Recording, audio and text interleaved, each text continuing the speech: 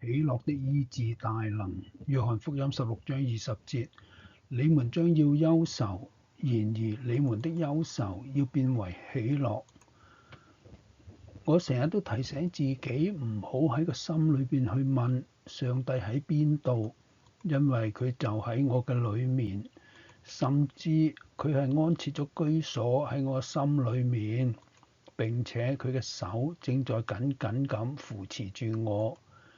有啲時候我徒勞無功咁去四圍嗰啲人群中去尋找佢，然後好沮喪咁話我揾唔到上帝。但係其實佢係從來都冇遠離過嘅。作為天父嘅孩子，我係應當期待親眼見到佢安息喺佢裏面。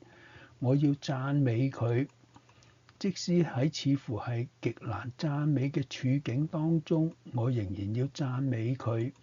我深知呢個係喺愛中對自己嘅嚴格要求。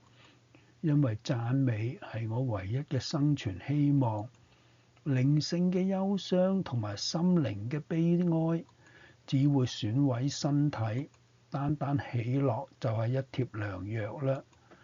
我要將憂傷帶到佢嘅面前，等待復活嘅旭日。係嘅，復甦終會降臨，係一個盼望嘅再起，生命嶄新開始嘅早晨。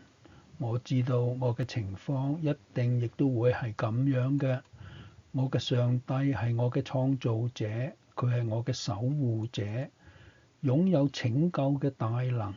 係嘅，佢不但擁有大能，而且將我由罪惡中拯救出嚟，亦都能夠將我由沮喪、失望、悔恨、懊惱、自責同埋致命環境而哭泣中拯救出嚟。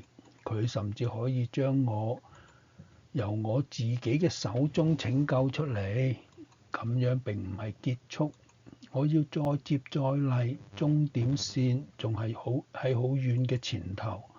喺人生嘅競賽中，靠住天父，我仲唔係一個贏家咩？